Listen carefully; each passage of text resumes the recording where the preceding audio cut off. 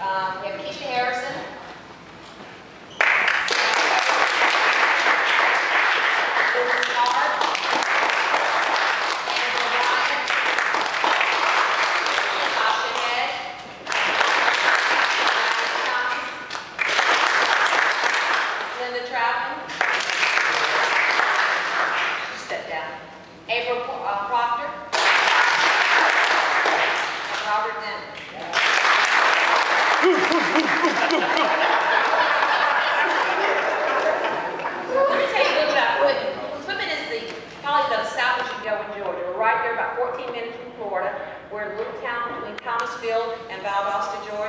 Everybody's ever gone south, you can pass through probably about Austin, you can go over your equipment.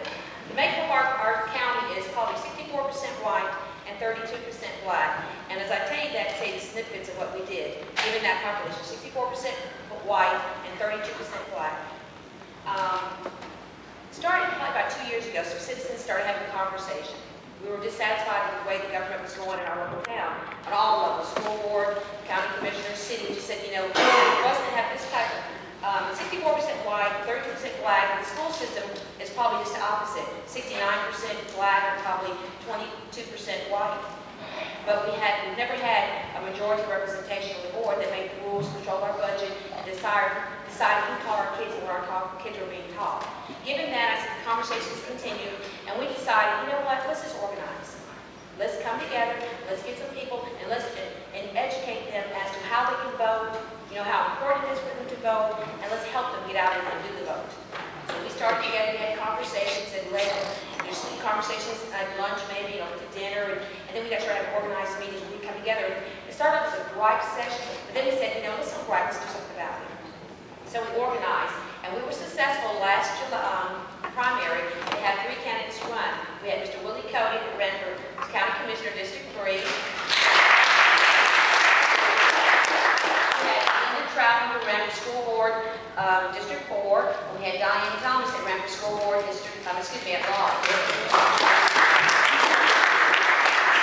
They qualified, ran, and won the July primaries. We were so proud of our results during the time.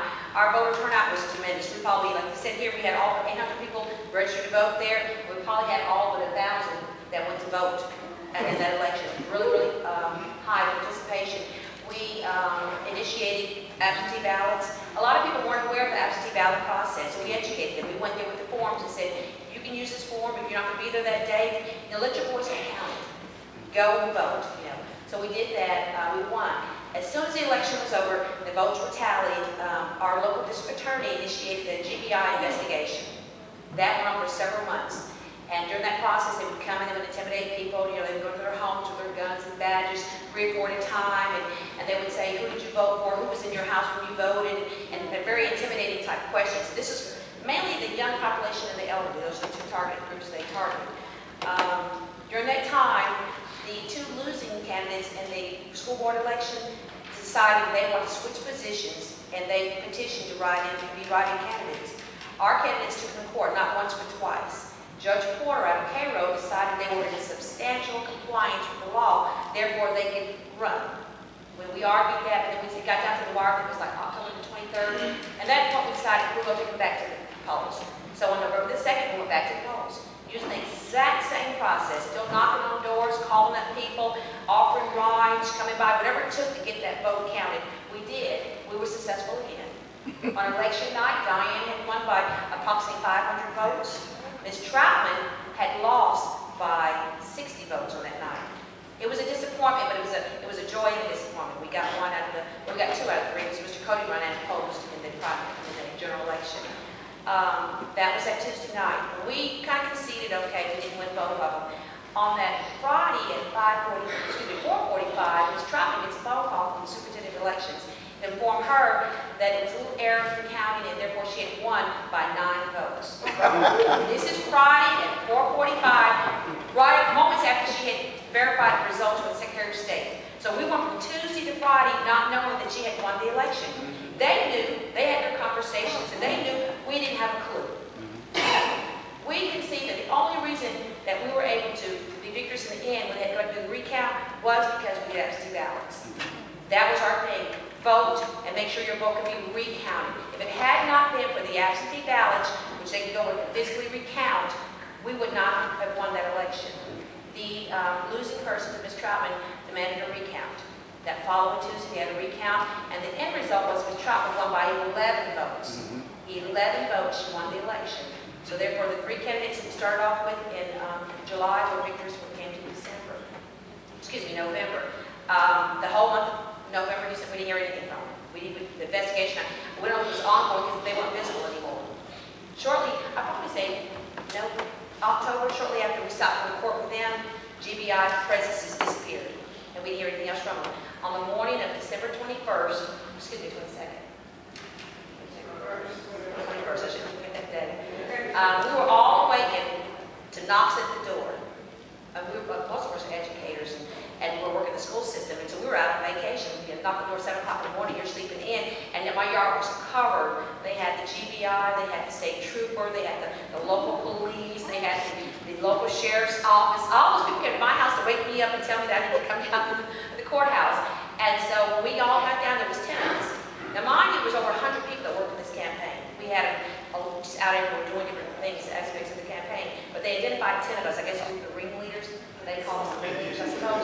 And they arrested us, took us down, charged us with alleged voter fraud or improper voting acts, something of that nature. We sent that clarification on that. And we were arraigned, took all day.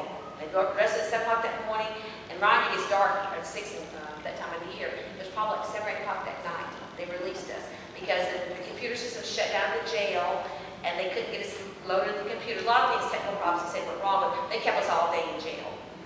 During that time, the county just came together. There was a vigil outside, and they would not leave. When we came out, it was almost like that Malcolm X movie. We'd walk out and